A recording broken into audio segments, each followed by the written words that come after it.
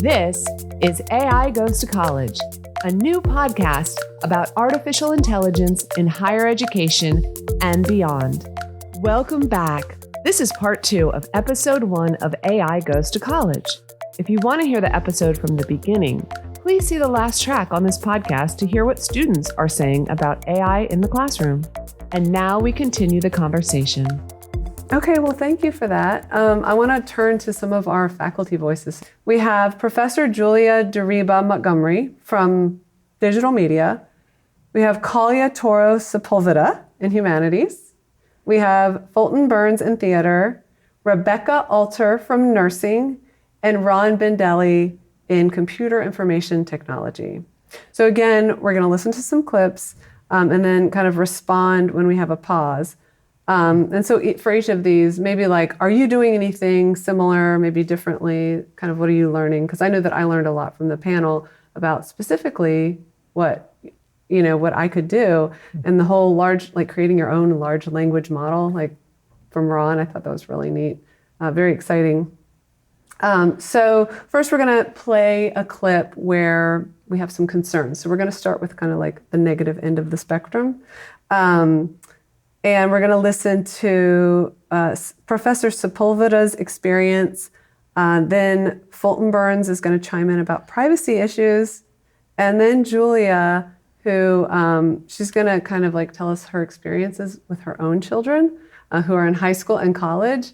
And, with her, like kind of comparing it to her students, which I also have the same kind of ages with my kids, and I'm having that conversation all the time. So let's take a look.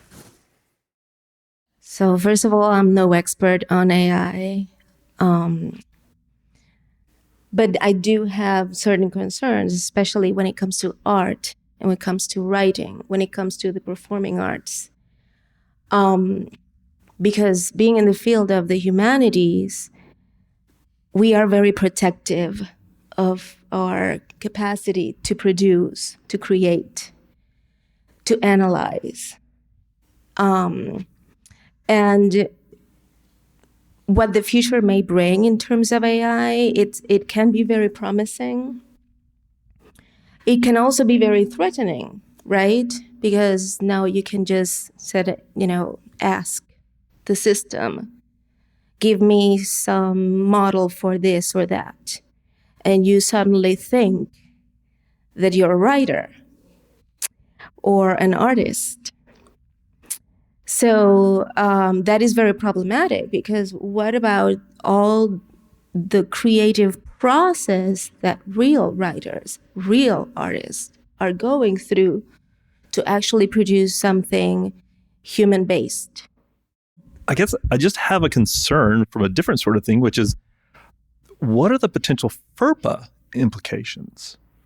If this information is being compiled and it's placed inside of some type of system that we're describing, be it AI or wherever it may go, and I can't speak for everyone on the panel, but I know that we know of someone that perhaps our identity is taken from some type of other source, that sort of thing. And I realize this could happen anywhere across the board, that this could, these sort of things could transpire.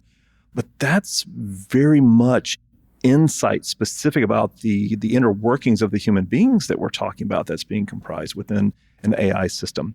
And so it just has me a little concerned from that perspective. I like, however, at the same time, the idea of this tool that potentially could help me understand far better if I'm looking at it from the VARC standpoint, which is the better way that I can support the students that are in the classes that I'm leading. I like this idea, but the one concern comes under, how am I protecting the individuals with whom I'm working? So I teach in the visual arts. So this is a little outside of my realm, but I have 2 daughters, one of which is a student here and one is this high school student. So I was actually talking to them about this, and we've had lots of conversations about how not to use ChatGPT for your, essays. My eldest, who is very authentic, she's, she does use it to help her with prompts or to help her think of another word or help her enhance her essays and her writing, and it's been great. My youngest, who is always pushing boundaries and trying to get away with things and a little impulsive, she uses it a little too much. But so we've had lots of conversations. It is helping them. My youngest is in an Algebra 2 class. her teacher right now just doesn't really explain things. So she's learning how to do the math problems. It's actually going in, she's getting more involved answers.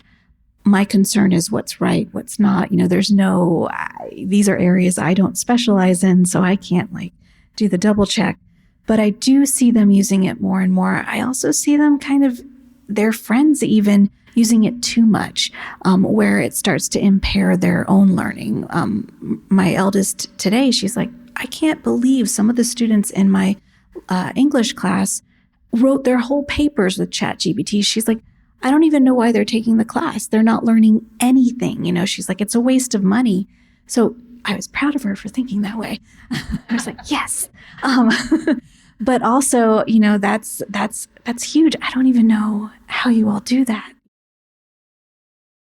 So several different concerns, starting with the process of creativity with a humanities colleague. And then we have FERPA issues. And also just, I think Julia kind of speaks to how it's happening in high school. These, we're going to be getting a big influx of a different type of student. So where do you want to start? Comments? So much. It's so much.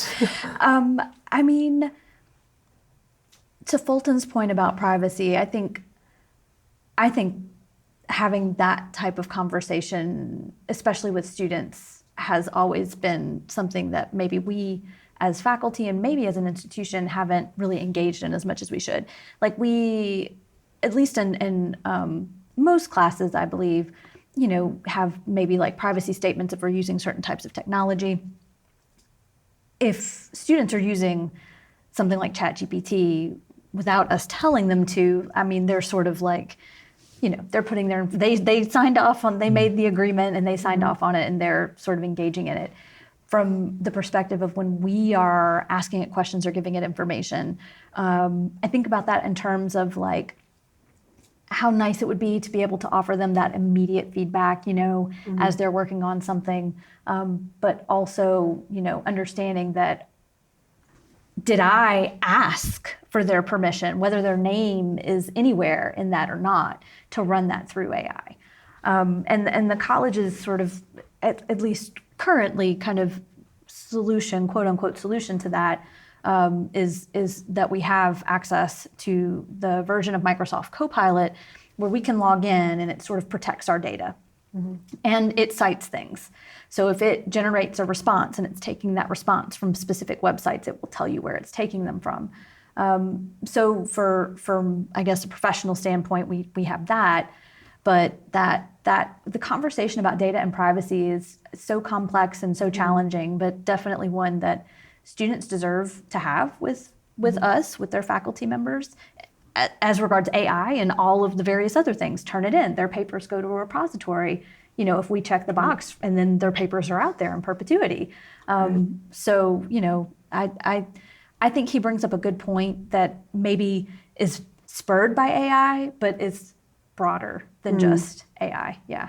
I mean, we'll definitely have to do an entire episode, maybe 2, on maybe privacy so. issues. Yeah. For sure. What about the other issues, especially with the process of, are you really a writer if you're, using ChatGPT as your co-writer? I happen to think so, but what do you think? So I really love this question, right? Now we're getting into kind of the theoretical stuff, right? This is really fun stuff. So this came up in a humanities class of mine very recently, in fact, and the topic of art. Early in the semester, I had them, just to get used to it, just to use it one time, make a AI art generated image. Most had never even used it before. And as the semester goes along, we keep coming back to the topic, and we finally, at the end of the class, we'll think about this question. Well, if you are someone who specializes in making AI art, are you an artist? And this came up in our class very recently, and the majority of the class said, absolutely not, it's too easy, which was ironic, given that whenever they were producing it, they noted they could never quite get the image that they wanted to that was in their head. One of the students in the class happened to be a computer engineering student, said, can I speak for a few minutes? And noted that very topic, as well as noted, one of the things that the students were saying was that why it wasn't art was because it wasn't being produced by the human hand. And his argument, quite astutely, was that, but it is, through the prompting process. So it raises this question, is what we make divisible? Is that what makes us creative? Is that what makes us human? Is it the writing itself? If so, then ChatGPT is doing this. It's making art. It can hear as well, right? Or is it the idea? Is it that creative spark that begins, that starts, initiates, okay, here's the idea in my head. I want to reduplicate that using whatever tool is there, be it a paintbrush or be it the computer in some way. Yeah, that's interesting. I mean, I guess the same could be said for photography. A photographer who is an artist, the machine is creating the image, but they're making the choices, right? So we're making certain choices. But yeah, I think it's a very interesting question. I do think this is the good stuff. Well, let's think about this, right? So let's say we had, through some miracle of time, we had a case where an artist back from the Greco-Roman world happened to make it to the Renaissance world, when all new tools had been invented for artists at that point in time. What would they have said about the Renaissance artist? They may have said, well, your tools are giving you advantages we didn't have. You're not real artists. We don't look at that. We don't look back on that 500 or 600 years later and say that. We think of that as kind of the pinnacle of artwork. Any other thoughts on these concerns? The point regarding, high school students are sort of using it now. I think the longer that we take to sort of,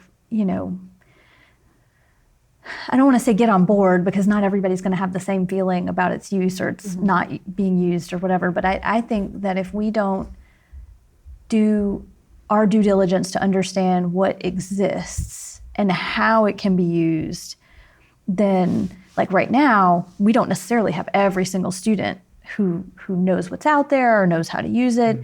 But in 4 years, they will be adept at using it and potentially hiding if they're using it. Hopefully not. But I think something that doesn't exist that should be part of the broader conversation. I would love to get in a room with some of our colleagues in the K-12 system and say, what are you seeing? What is our school system doing to support you in how you're guiding students to use it or not? Because I think probably right now it's just a no, an absolute no. And then do they even know if students are using it? I can tell you I have a 17-year-old son. He's a junior in high school. And in about 18 months, when he and his peers are in college, I think that's the moment.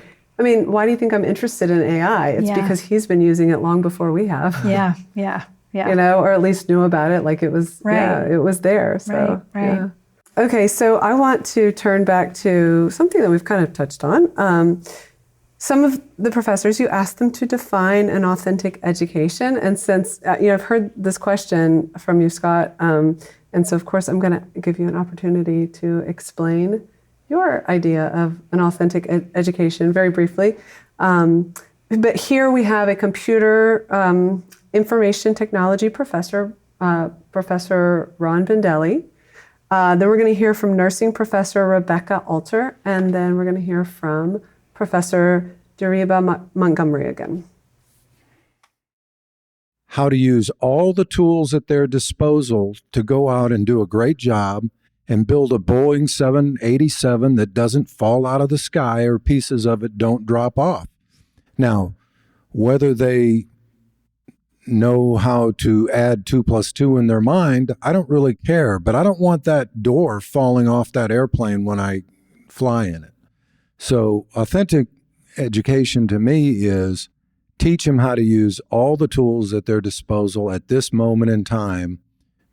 I guarantee next year is going to be way more advanced than this year, but use all the tools at their disposal to get done what they need to get done.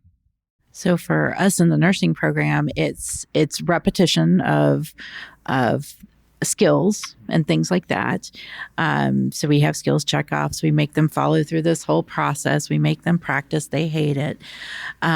We take them to simulation, and we try to throw wrenches into their scenario so that they have to work through it.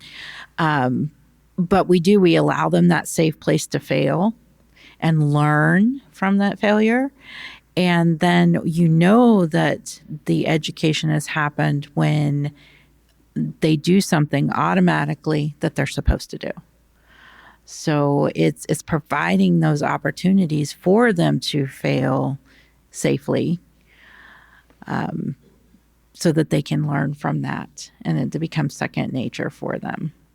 I think for us, an authentic education in digital media is when they not only understand what we're teaching, but they synthesize it for themselves and they're able to create in their own way. You know, I'm always so excited when, I hand out a project.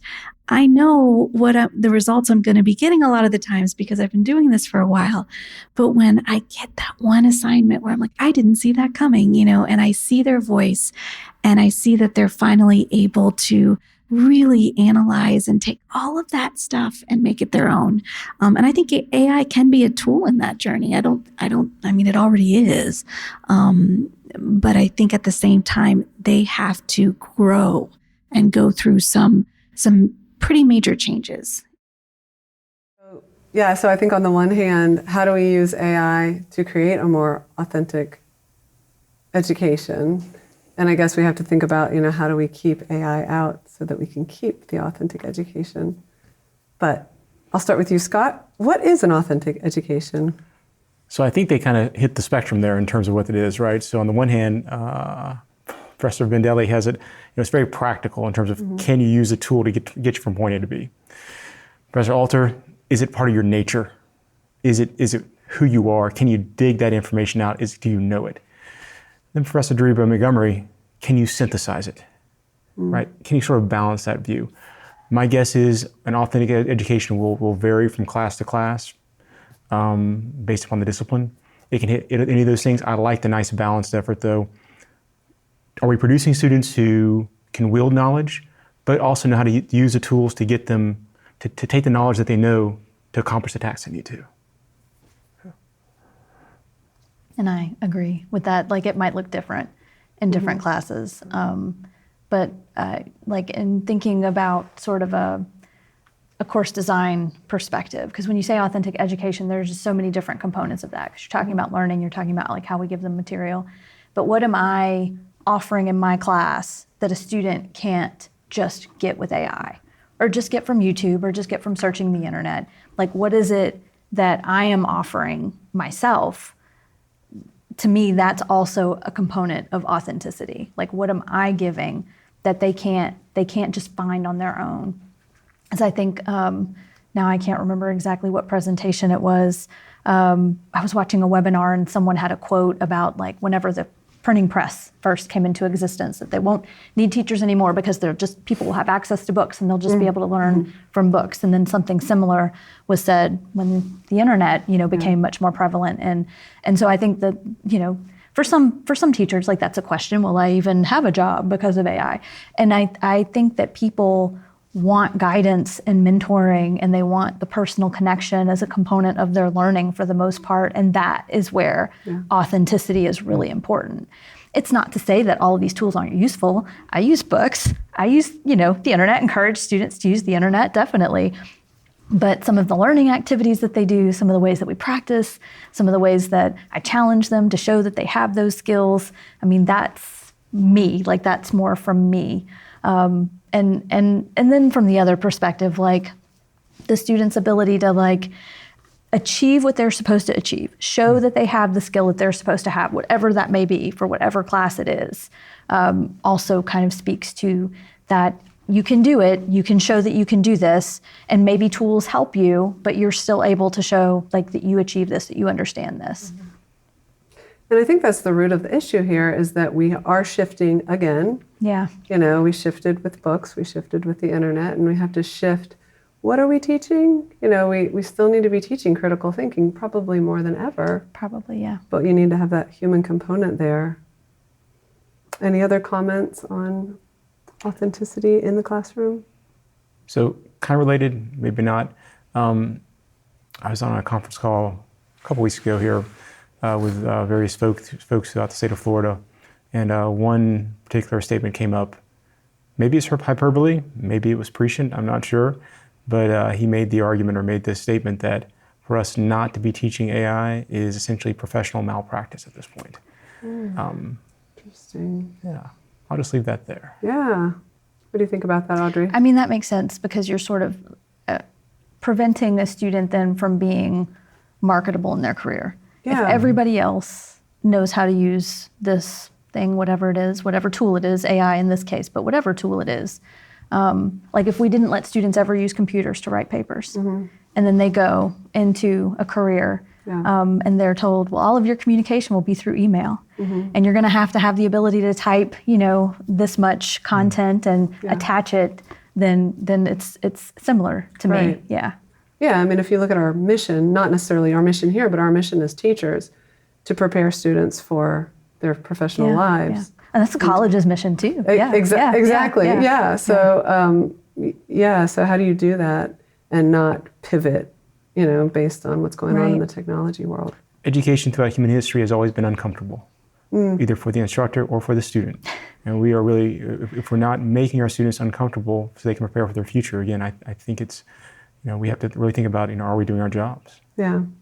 I want to end with some clips with that focus on Professor Bendelli, just because he is a computer science information technology professor. And I think he had some really interesting, specific ideas, some concrete examples of what we need to, or what we can do as professors, as educators. And I think I wanted others to see this as well.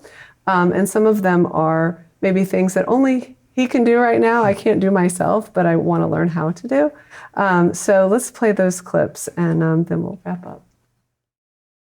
I really like this question because one of the uses for AI can be to flip the classroom.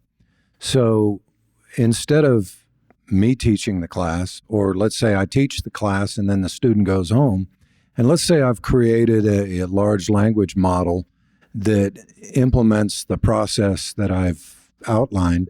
And now the student interacts with the AI and teaches the AI the lesson that I just taught them or the process that I just taught them. And the AI gives them the feedback that I've programmed into it. And they provide me with some type of history or interaction on how well they did and how the AI thought of them. This is one of the things that I'm trying to explore with AI right now, is creating something to do that exactly, flip the classroom.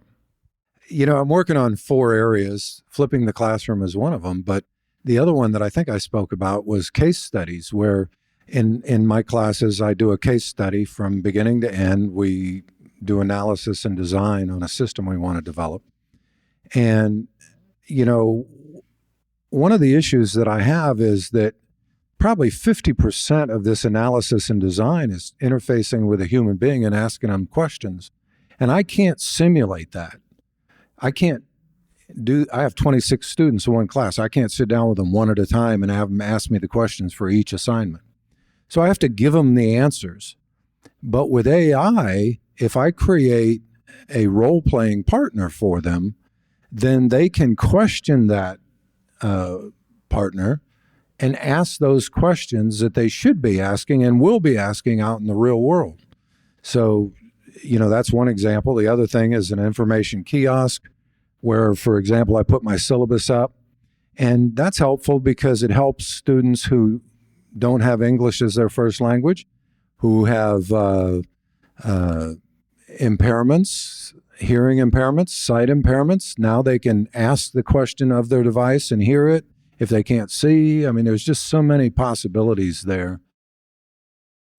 Yeah, so I wanted to end on kind of a high note. I feel like he's an optimist when it comes to AI in the classroom, and he has so many interesting ideas, and of course, a better handle than some of us do because of his field. What do you think about his ideas?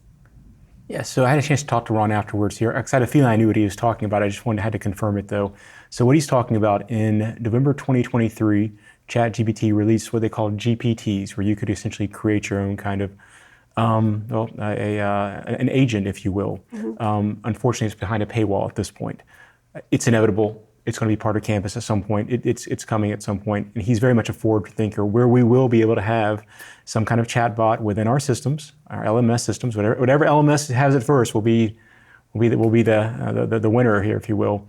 That we will be able to design personalities within that students can converse with, they can have a dialogue with. Not these kind of rote dialogues that we have with discussions currently, respond to an instructor, respond to two peers, but a meaningful dialogue.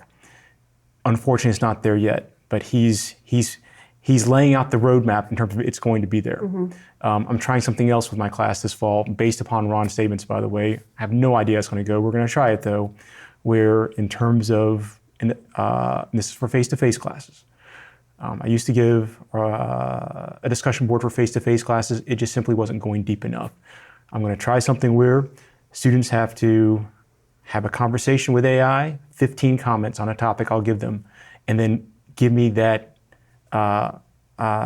copy of that. Like the transcript? Yes, the transcript of the conversation. And they'll be graded on how meaningful that conversation was. Yes. But essentially, he's pointing that direction whenever it becomes embedded within our system. So. And thank you for explaining what that was. So creating an agent in ChatGPT-4, I think I did that myself, and I did that actually for another podcast, but I did it because I wanted to teach myself how I could do this in the future with my students for that very reason. But thank you for, sometimes in this, when you have new technologies, some people are here and some people are there. But I think that's such a wonderful idea that you're going to do with your class. But yeah, it's all an experiment right now, right? Whenever he would talk about kind of like, he can't ask, the students individually all the questions so that they can get a feel for like what it's like to have this conversation with potentially a client. I remember thinking like, it would be kind of cool to like have, a Shakespeare chatbot, and it knows all of the different research that's out there about Shakespeare. It knows all the plays. And then you say to the students like, we're gonna, discuss this play, but before we discuss it as a class, go and talk to Shakespeare bot and, ask it some questions about certain scenes that you maybe are confused about, or why iambic pentameter, or, and be able to kind of engage, albeit kind of artificially, with like this sort of AI agent that has all of the information that maybe exists that's been published in relation to that author. And I just thought that would be kind of cool. Like that would be kind of fun. I would do that. I would want to play with that. Yeah. Yeah. Volunteer to do it. Yeah. Yeah. And then maybe even have them, if it tells them something, have them reverse research. Like, is this actually the answer that Shakespeare would give, do you think? What do researchers say? Or, what do we have a record of that you can, investigate further? So I think Ron definitely is using it in a way that's so very just kind of agile. And he even said, I think, like the way it looks now, it's going to look even more different, less than a year. So I am optimistic, and just also just kind of like, it's difficult having those conflicting emotions, like over here from the instructional perspective, being like, I have to change so much. I have to rethink how I teach the subject entirely, but isn't it cool? Like both of those things all at the same time. So it's exciting. I'm just imagining the classroom in a couple of years, maybe not a couple of years from now. We're having a large group discussion. The chatbot is essentially a member of the class. Yeah. You give it a personality, Alexander the Great. You have it create an avatar of itself. It's as if you're talking to a real person from history, and they're part of the class. Yeah. That's going to bring things to life so much. Oh yeah. I mean, I think you're right, Audrey. Like there's this, it's exciting. Yeah. Like I'm already doing it with ChatGPT. Having a live class, and we're having a conversation with, just as an example, Wuthering Heights. I'm walking into a scene where Catherine and Heathcliff, are reunited. What happens? Like, what do you see around you? What's in the setting? What does the air feel like? And asking ChatGPT specific questions. I walk into the scene, a Jane Austen chapter, what's going on, and that you can interact and really, but then at the same time, so that's very exciting, right? Really cool. But then I have to change everything. I have to learn all this new stuff. Yeah. So I think, we have both sides. It's very hard. Any other comments on Ron's ideas? Very cutting edge. He's going to be my go-to, like for the most part. Like if I have questions, or if I want to know kind of what's going on or what he's doing, like, so Ron, what are you doing with your students? How is that working out? Me too. He's going to have to start charging. He may. So now I think it's kind of obvious, like we need to focus on authenticity as well as like making distinctions between human work and AI generated work. So I think that will be part of the student's process, right?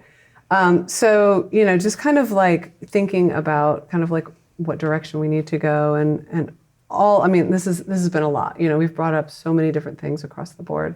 But any other takeaways, ideas, examples, things that you want to use in your classroom or how you want to respond to students? I don't know if this is helpful, but I am definitely scaling back to looking more at the process and the product, as we've heard, from a variety of different webinars and sources and conferences, but also really trying to make use of some of the technology that we have access to that isn't brand new, that I haven't necessarily utilized in a way that it could be used. So like Word Online, the file history that exists within that. So if I'm asking students to show me, an example of their ability to outline something, and then from that outline to generate some content, and then from that content to refine it. And then maybe at some point we do talk about AI, or we ask AI to review the essay, or we ask AI to give some recommendations about the outline that they start with. I'm trying to think of ways that I can start with student originality and then build from that, but then also having a way that isn't extremely cumbersome for them or for me to kind of check to see, like, did you generate your own outline? Did you actually, and it's not going to be foolproof, like it's not going to be 100%, but the way that file history goes, it saves as you go. And anyone who just has an outline and then doesn't have an outline, within 2 seconds. You can observe the time it takes. And they'll probably eventually like catch on to that, I'm sure. But and my thought for like how to help them, and it's going to help them in other ways, because then you don't lose your paper. It was on my computer. My computer,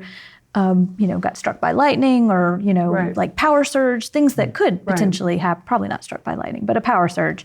But they have it in their OneDrive, and so I've had taught them to use this tool that's been around for a while. It's not brand new, so that it's easier for them not to lose things, but also that makes it kind of easier for me to really like focus with them on. We start from this point. We start from your thought, and we build from your thought. And then we might engage with AI for these things over here, but this is how I ensure, that your work is yours at these steps of the process. So that's kind of what I'm thinking. That's a really good idea, because it's kind of like the online version of watching students just write in class and observing their process. Right. I'm going to steal that for sure. You can have it. It is yours. Anybody can have it. I don't know that it will, work the way I'm anticipating, but that's what I plan to try. Any other thoughts, Scott? I think in big picture point of view here, AI is taking place right now. Right? That is where we are at the moment. We need to be thinking as well, what other emerging technologies are on the cusp, so we can be there before we're not caught off guard like we kind of were with AI in terms of whatever happens. Right. I think we're going to see robotics make a remarkable jump in a couple of years from now. They're making remarkable moves that probably are going unnoticed, but pretty soon I think it's going to have one of those flashpoint moments. And I think we're there ahead of it, we can be on the cutting edge with that. Yeah. So. Love it. Any other predictions? Oh, I don't have any predictions. I mean, I'm just riding the wave. It's pretty much. Me too. Well, thank you again for joining me today, Audrey and Scott. This has been great. Thank you so much for your time right now and your insight. I think it's been very productive, and there's a lot of ideas. So thank you. Yeah, thank you, Sarah. And thank you for tuning in to AI Goes to College at FSCJ, a collaboration between FSCJ's AI Advisory Council and the IT digital media folks at Florida State College at Jacksonville. I'm Professor Sarah Stewart, and joining me today are Dr. Audrey Ante and Professor Scott Kaysen.